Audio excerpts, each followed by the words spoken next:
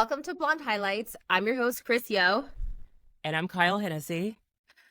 We are so happy you guys are here today. We are having so much fun right now. You should see us. We are completely identical. Yeah, we got our headbands and our orange sunglasses on. Yes, we've taken on new personalities and aesthetics. Yeah, this is totally the personality. Like, these orange lensed sunglasses are like everything. They are the thing of the summer. Wide headbands. We're starting a fashion trend. Uh-huh. 100%. Even Michael, my husband, asked me to order him a pair, and now he wants to be my twin at home. And I'm like, it's not the same. You're not Kyle. No. This isn't, No. No. We're not doing this. You can have the glasses, but we're not twinning out together. No. Yeah. This is... But I love that we're like wearing the same thing. And we have like the same color hair almost. So we're like literally looking identical right now. Honestly, it's pretty much like looking at Mary, Kate, and Ashley, just a bit different, you know? Oh, yeah. Like literally almost exactly the same. Okay, wait. If you had to choose in being Mary, Kate, or Ashley, who would you be? I don't know. Which the one that's always like off with some like old man smoking a cigarette? I know, that's you. You're Mary, Kate. I would need a double name. I've always loved Ashley. I always loved Ashley. I used to fight over being her when I was little.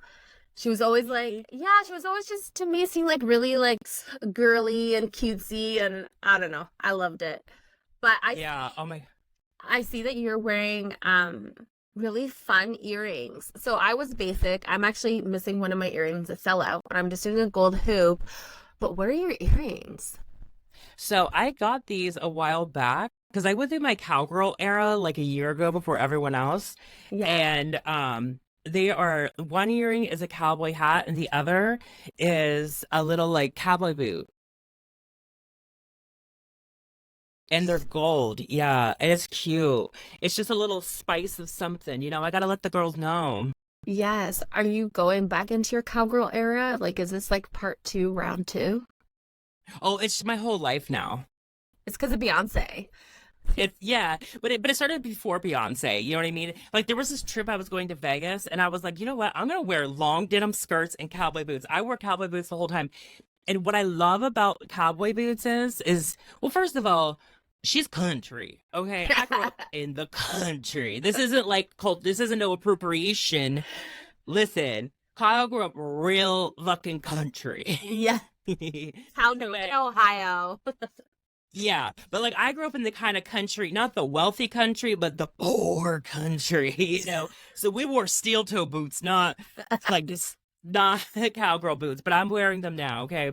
And what I love about it is when I'm doing stand-up comedy, it kind of feels and looks like I got a heel on, Like I'm like, these boots are made for a walk. And when I walk up on that stage, like I feel like that girl, like perched up, but my feet ain't hurting because it's only like a half an inch heel. Yes, it's like a little baby kitten heel. Yes. Oh my God. Yeah. I love it. I'm loving, you know what? At first I wasn't sure about the country from Beyonce, but I'm telling you, Jolene, her version, have got me in an absolute chokehold. I love her version.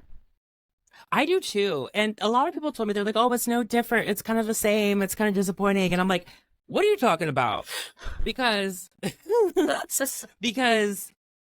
what I love about that is the progression that, in Dolly's version that came out, I don't know, 40 years ago or whatever, she's like, I'm just a lonely woman. Don't steal my man. Don't come for him, please, please. And Beyonce's like, I will fuck you up if you come for my man. Is that what you say? I'm a Banshee Bayou bitch or something like that. Banshee Bayou. Oh my God. I love it. I don't think it's that. It's Banshee something. And I'm like, from Louisiana. I'm like, yeah. I know. Oh my God. That is like true progression. Like you look at my man, you're fucking done. Thank goodness. Yes. Oh my God. Even though her man's kind of dusty. This is Alrighty, let's get into some highlights and lowlights. What's your highlight? Oh my God. Okay, so my highlight this week is, I'm a hairstylist and, I love a lot of my clients. And I have this client, I met her because she used to be my neighbor. but she is a musician, and I went and saw her perform live last night. It was one of her first like few like big live shows at this venue in Hollywood. So she got her leopard bell-bottom pants on, her cowgirl boots, and a top with some cleavage. And I had to park my car up on Hollywood Boulevard, and I was walking down, getting catcalled and all that. And then I Yes. walked in there into the music venue. She laid it down. Like, she was so good live. Like, you know how a lot of people, you hear them live, and it's like, not that they're, they get nervous or they're out of breath or whatever. She was just as good as her songs with her live voice. Like, I was like, Wow. damn. Like, I was so happy for her. And the best part is that I was back in my car by like 8:30. Ugh, those are the best. Like, I'm too old to be staying out past 9 p.m. Like, get me back home on my couch and settled no later than 10. But good for her. I'm so excited Yeah. to show that support. Yeah, and just so anyone wants to know, her name is Tanya with a J, like Tanja on Spotify. And she's pretty legit. Yes. Okay, And she's like a cool girl. She's a nice girl, you know? I'm gonna give her a listen. What's her number Yeah. one song called? Well, she had an EP she released last year in October called A Haunted House. And it's Ooh. like, it's good. It's good. She writes her own songs and everything. Yeah, Nice. totally. Okay, low light. Low light is okay. So I live in a part of town where there's a lot of people that have way too much money for their own good. And it's not that I have too much money for my own good, because I don't at all. But there's a lot of just like rich, weird things happen around me on the regular. And we have literally living through an epidemic of Cybertrucks. The Tesla Cybertrucks came out a few weeks ago, and I swear to God, every time I get in my car, I see multiple of them, and they're humongous, ugly as hell. I don't know. I just like, I'm down. I guess they're electric, so that's great, but like, I'm like, this is too much. I can't. And then like I think the stainless steel outside like rust. So people are actually getting them wrapped, and they're wrapped in all these crazy colors. Oh, wow. And I was on TikTok the other day, and I saw these Cybertrucks lining up, and were parading down Rodeo Drive in Beverly Hills. Yes, they were. And people were riding in the street. People were cheering on from the side of the road and like, what? Like losing their minds. Oh my God, why? It's a fucking truck. Yeah, well, they look like a Mars Land Rover, like a rover. Like, it's like something you would see like cruising down the surface of Mars. You have to forgive me because I'm like, for those who are listening, I'm like in Canada and we don't see trucks like that in the parts where I live right now. I'm like, I Mom, see vans. Yeah, we only got Ford, Dodge, and Chevrolet. Chevrolet. No, I haven't seen one where I am right now. Well, I think the thing is they literally just got released like a couple weeks ago, and they're like, I think there's only so many right now. Okay. And I think the first batch of people were like rich tech people or something like that. Like, so they're not, I don't think this is like a whole problem, but just be warned, they're coming for you, okay? They're coming. They are coming. But they can't make too sharp of turns, so you're okay. They don't even seem like they work.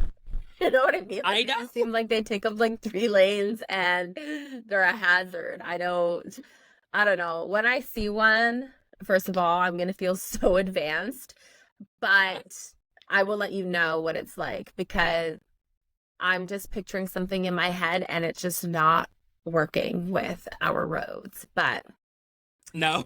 wow. Okay, so my highlight of the week is I built my own podcast studio in my office. Yeah. And I have a new microphone. I put sound walls behind me, like sound panels, which are really cute. I have like a whole thing, and I got clothing racks and put blankets over them. So I almost feel like I'm in my own little fort. And so when I put it together, I was like, this is really cool because it's like great for the podcast, but like this is also my new hideout. Like I'm Oh cutting yeah. hair when I want to escape the kids and when I want to escape Michael and now the dogs. Like this is my new area. My low light for the week is, and like I know, I know that it's something that has to happen, especially because, I'm running a business with Michael, you have to learn the professional side of things. And whatever, I get that it needs to happen, but I'm just getting the absolute ick from customer service voices. Oh, Yeah. Right. And like, I don't know if it's because I've had to deal with a lot of representatives this week, like calling in. I've had to call into places. I've been in the stores more than usual. And they just make me uncomfortable because it's like, I know you don't talk like that. Like when I see like a 22-year-old like boy and it's like this kid and he's talking to me like as if he's like a professional businessman and he's like speaking to me like we're on the same age level and maturity level. I can't handle it. Like it just goes from like, like, oh yeah, here we are having a good time to, yes, well, I can definitely help you with that. Let me get your room ready. And it's just, I hate seeing it. And like, I hate seeing people that I know do it. I know it has to happen. And I'm guilty for it. And I do it. And I have my great customer service voice. And I know that it needs to happen. But it's just like, talk to me like a normal person. Like, it's grossing me out. totally. I would love to see a study on why, as humans, we do that voice because it's like it goes up an octave, and it's like, yeah, there's a certain rhythm. I can't even do it with like out doing it in real life. I can't turn it on, but it happens. It happens. And What is it, that? it's just, I think it must have been a thing to set you aside from regular life to your professional mode, but it's not working out for me anymore. No, I like the blur the lines of unprofessionalism a little bit. Yeah, me too. I feel comfortable. I feel like, okay, this is where I belong. Like, you get me. Yeah, I'm like, are you my kind of people or not? Like, I need to know. Right? Oh my God. Okay, so we are basically a Gypsy Rose podcast, okay? And we have new updates Yes, we about Gypsy do. Rose. And if you don't know, last week I think we were talking about Gypsy Rose before leaving her man, okay? Well, immediately after leaving her man, we find out she's with her ex-fiance Ken that she got engaged to while she was in prison and then left him for Ryan, who she moved out with when she got out of prison. But then all of a sudden, she broke up with him, and now she's with Ken. She is just jumping back and forth between Ken and Ryan. Honestly, she tried to escape Ryan and go back with Ken, but Ken wouldn't take her. This is all in the documentary that like I'm still Oh my if you God. haven't seen. And she left prison. She was with Ryan, and now all of a sudden she's with Ken. And guess what she did? Guess What'd she what she do? did? She left her puppy with Ryan. Her brand new puppy. She just surrendered. No. Like, no, I don't agree with that. She said in the interview, well, like the dog loves Ryan more. And no, I couldn't do that. Like, this thing's a puppy. She just posted a video. Like, okay, like, if this is your first time tuning in, you have to know, like, I'm obsessed and fascinated. Okay, so, like, I know all the tea on Gypsy. So she bought a balloon for her dog for Valentine's Day and was, like, parading it around with this balloon. And then all of a sudden, she's now not with Ryan. And now she's with this other guy, and the dog is still with Ryan. I don't get it. Oh my God. Well, I saw the photos of her like outside of like a convenience store with Ken, and she's like smoking a cigarette.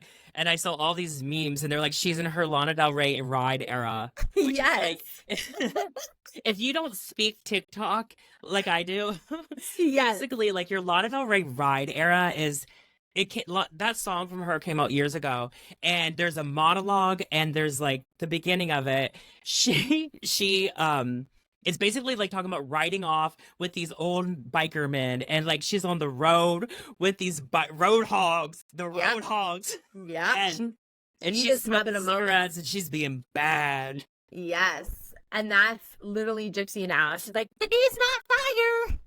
JK. LOL, just kidding. But Ken's D is fire. I guess the D wasn't fire anymore. No. Poor Ryan. That's hilarious. But you know what? I actually don't feel bad for Ryan because it's like there was so many signs from Gypsy's parents being like, please don't do this. We don't watch this. We want her to come home and like live out a normal life for a minute. She's very vulnerable. Hasn't been exposed to the real world her whole entire life. And Ryan was like, well, I love her and I'm ready to give my heart to her and take care of her. And it's like, dude, like fucking read the room. Like, I'm not shocked. I'm shocked she left the dog. But then it's kind of like, well, Anyway, I don't know. But, you know? yeah. Like, I'm not for sure how old she is, actually, but she's young. But No, she's in her 30s. She's in her 30s. I'll Really? go in there. Yeah, which, okay, yes, is young. But she's in her 30s. But, she hasn't had a chance to live life yet. And, you got to make some bad choices. You got to date some questionable men. Maybe you got to date someone who looks like one of your parents. Something happens, I get it. I think it's great that she's out there. She's blonde. She cut her hair. Yes, she is in her blonde era and she's just living her life. And I respect and I love it. And I think it's great. I'm just very mad that she was just able to surrender her puppy. Like I had to do that once. Like remember my whole like Australian breakup, which is like eek. But that whole time I knew that I was probably gonna have to leave my dog there. And I was like calling lawyers to be like, can I get custody? Is there like a custody thing? Like, do I have to go through court? And they were like, no, like this isn't a thing.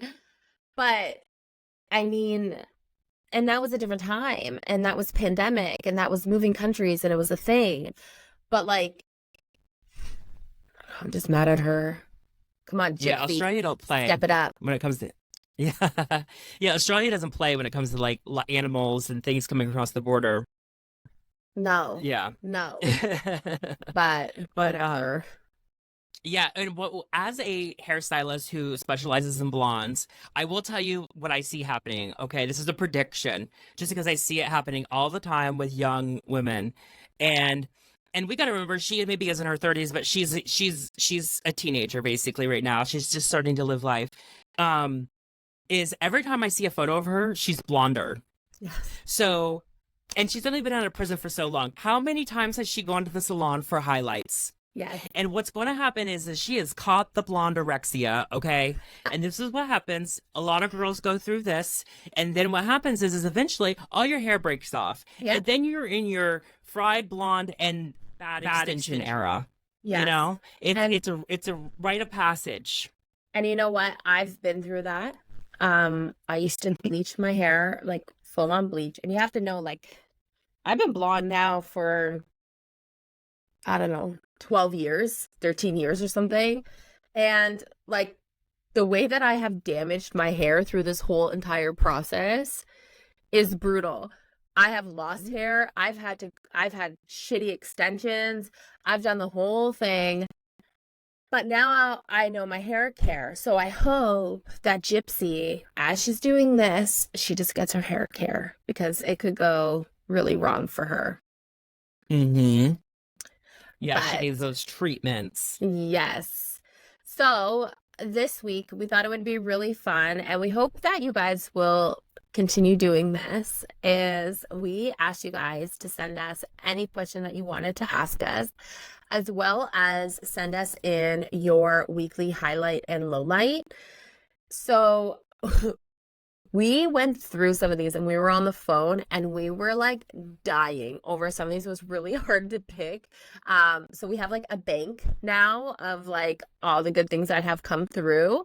So do you want to go ahead and ask the first question?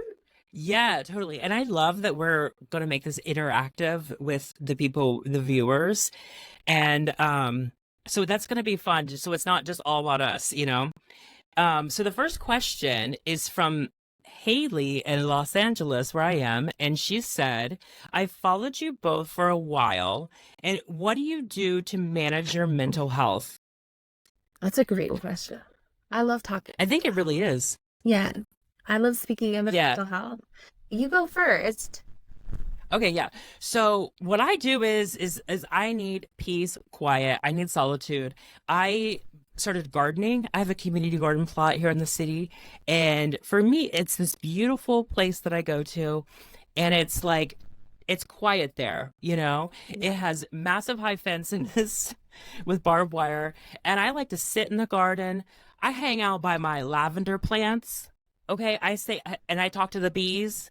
I'm there with the birds, the bees, the lizards, the squirrels, the whatever.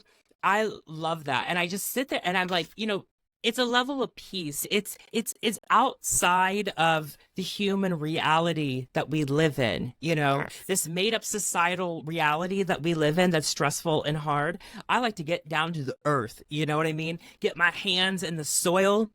Sometimes I don't even wear gloves because I'm like, I get my fingers in there, Yeah, get earthy with and it. that brings me so much peace, and it really has been amazing for my mental health. But that's not available to everybody. But there's find a safe space, have a happy place. If there's stressful calls, whatever, never allow that to happen in your happy place.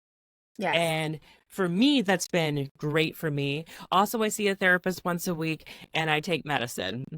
We love therapy. We are Yes. therapy activists here. Yes.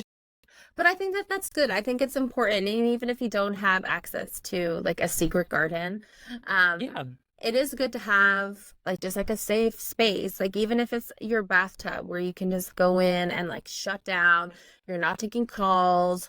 The kids aren't knocking on the door, which I know is impossible sometimes, but Hmm. finding just like a solitude area for yourself. I think that's a great tip. Yeah, and you guys are probably not seeing video, but from what Kris sees of me is that like I'm recording in my bedroom slash studio apartment, Yes. and I'm very into interior design, and so I've created this space that is comfy and warm and that I love it. And I love decorating and I love Christmas trees, and I have a Christmas tree up right behind me All season, all season. all season. She doesn't come down. I do want to switch it out. It is still Christmas trees, but I want to switch it up with some like fake flowers and fill it so it's like a blooming tree. I don't know. A seasonal tree. I love that. A seasonal. For my mental health, I've really had to work extra hard on my mental health over the past, I would say 2 years, but past year especially. Um, and I feel like one, therapy. I went through some traumatic things at the beginning, or end of 2021, and I had to get some therapy for that. I put off my therapy, but once I went to therapy, that was such a big release for me. Um, but I really had to start doing something every day for myself that is just for me. So for me, it's a non-negotiable. I do a 30-minute workout. I sometimes I'll take Sundays off because like I want to let everything rest for a minute.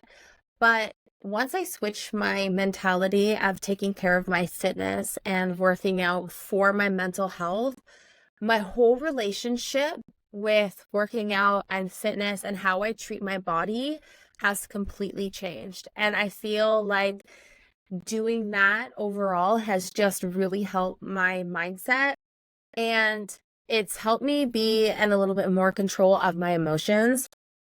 Don't get me wrong, being in Canada and being stuck in these shitty weather conditions of just overcast and snow, I definitely do. I've always kind of just dealt with like a seasonal depression around February, March, April.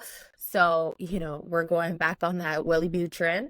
But I am taking Wellbutrin now, but 30 minutes a day keeps my mental illness at bay. That's what I tell Oh, yeah. people.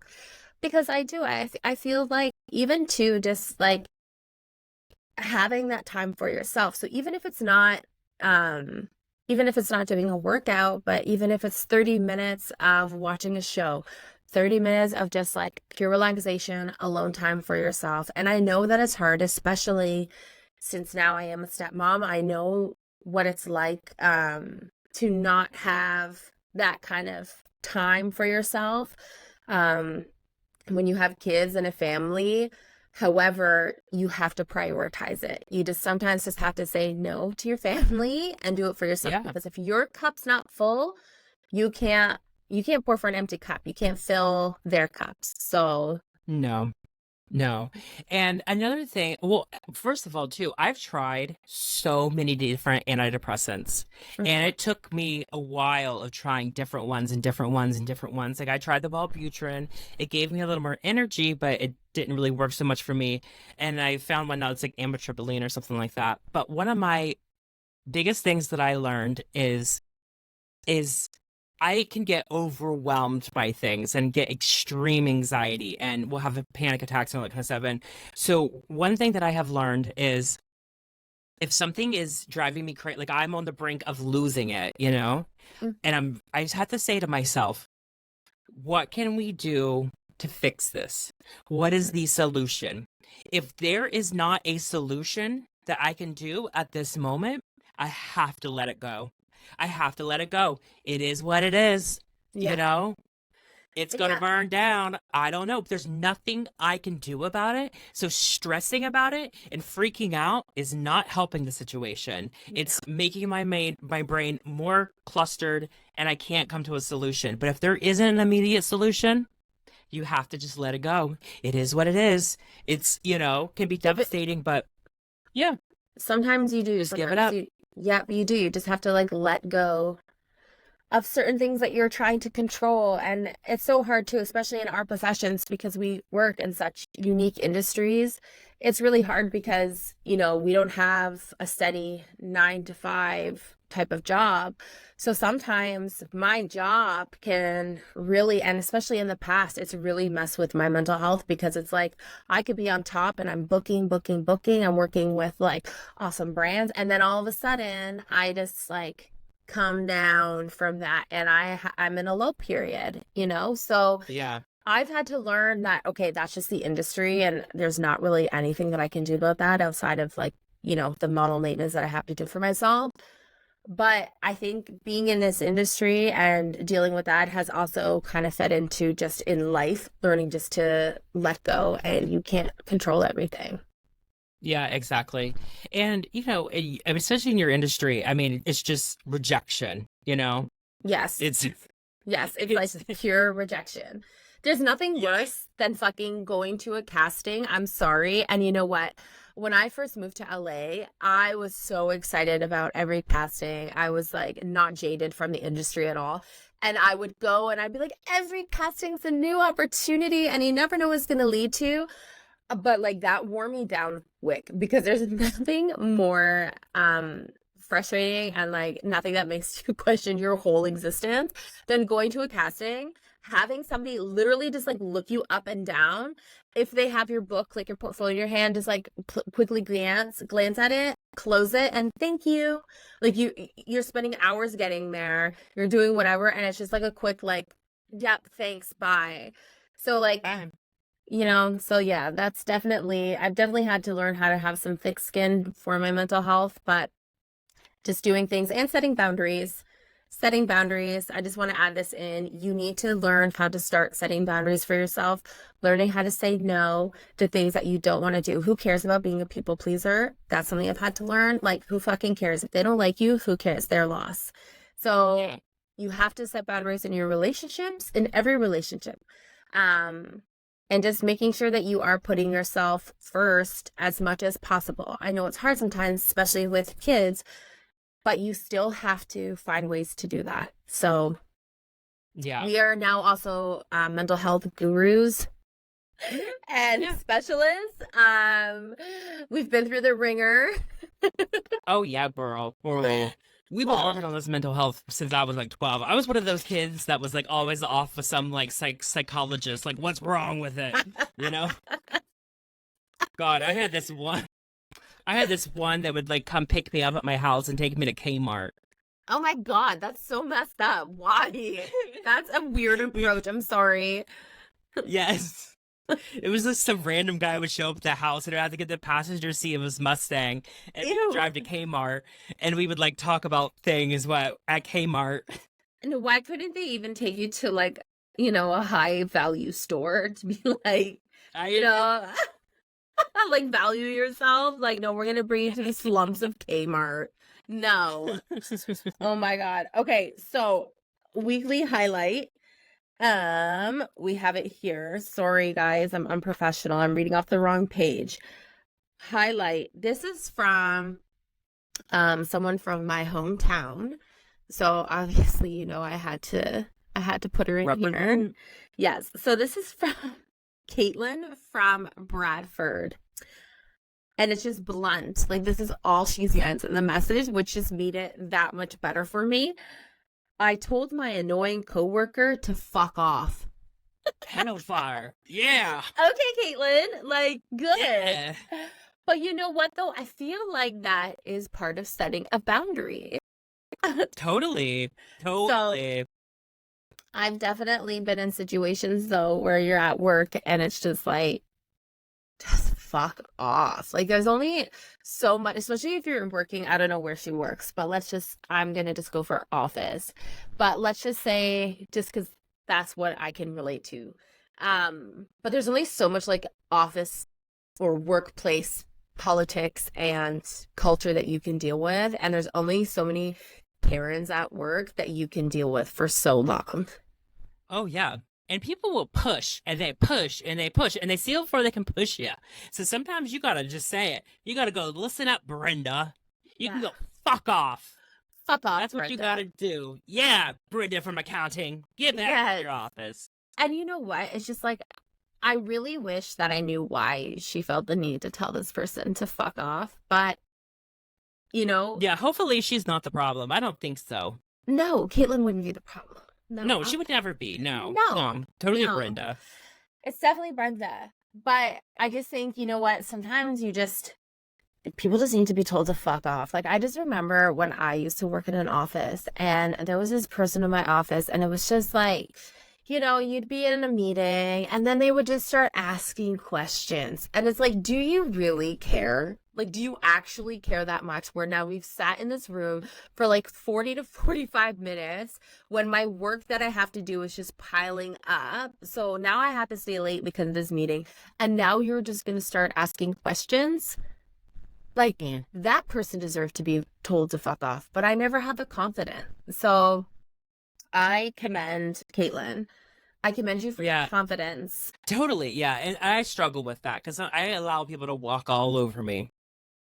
And it's something I don't enjoy about myself is that I am such a people pleaser that I'll allow people to just tread right over. I know. Okay, so I will go into the next one. Okay. If we're ready to move on. Okay, so this is a low light. Okay. And this is from Shelly in Vancouver. I love that we have a lot of Canadian followers because, Kris is our Canadian queen over here. Represent. Represent. I'm from Ohio, so we shared a border over a lake. A big old lake. We're actually, I grew up kind of close to you, but, we're in separate countries. It's funny because everyone's like, oh, you grew up in the South. And I'm like, honey, we share a border with Canada. It ain't the South. You have Tim Hortons in Ohio. Oh, yeah, we do. Oh, my God. I used to love that hot apple cider. I don't think they have it anymore, and it makes me sad. Oh, my God. I used to work at Tim Hortons, and we used to call it, because when you'd write on the lids, this is such a lame joke, but you'd write AC. So we always used to be like, one AC Slater coming up, like Saved by the Bell. Anyways, okay, go to the low light.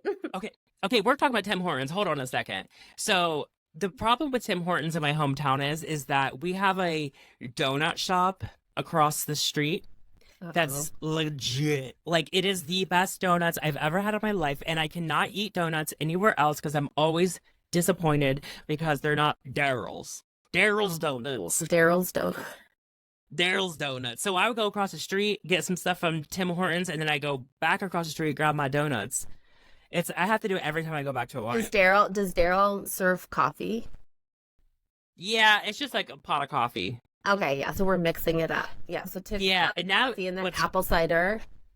what's crazy is that I'm low key distantly related to Daryl through marriage because my brother married into the donut empire. Oh, No, wow.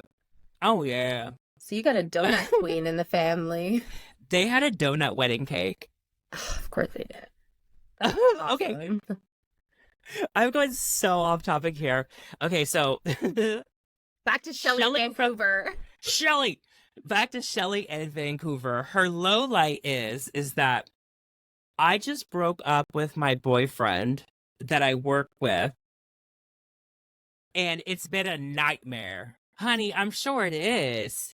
Obviously. We kept the theme workplace. We thought, why not just go with it? Messy in the workplace. Messy. Yes. What are you guys doing up there in Canada at work? You know what? I've been through that. I used to work with a boyfriend who I got him the job at the company I was working for. And when I tell you our breakup was like the biggest heartbreak that office still to this day I bet has ever seen. It was so much drama. People were picking sides. He was a manager. I was a manager at one point in sales, then went to the front. And then you know what he did? He started dating this girl who I hired because I was in HR, and they started having a workplace romance in front of me. Oh Like my God. the disrespect. And then he had the audacity to one time. So, okay, when we broke up, it was just like a thing. Like he was devastated. And it was one of those things where like I had grown to hate him. And like I think I hated him for a really long time, but wouldn't admit it. And um he one night we had this huge work party and we were staying at a hotel and he went off and did drugs. And if you know me, like you know, like I don't fuck with drugs. Like some of my friends have done it and like that's great, that's fine, whatever. I just Yeah. don't, and I don't want to be in a relationship where my partner is like out doing blow when we're at like a work function. So the next day I was already kind of like on my way out, but the next day I had come to him about it, and he basically said, why don't you just try it and maybe you'll like it. And right then and there I was like, I'm moving out next weekend. And like I just like snap of a finger, boom, done. And he had the audacity at work one time to tell me that I disrespected him by breaking up with him because we worked together and it was an embarrassment to him. And then he started dating someone at work. And I'm like, Yeah.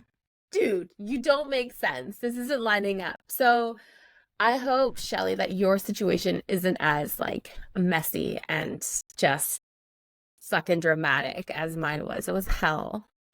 Yeah, but I would like to be one of the coworkers that's getting all the tea, you know? Oh, yeah. Oh, my God. Oh, to be a bystander? Everyone was in on it.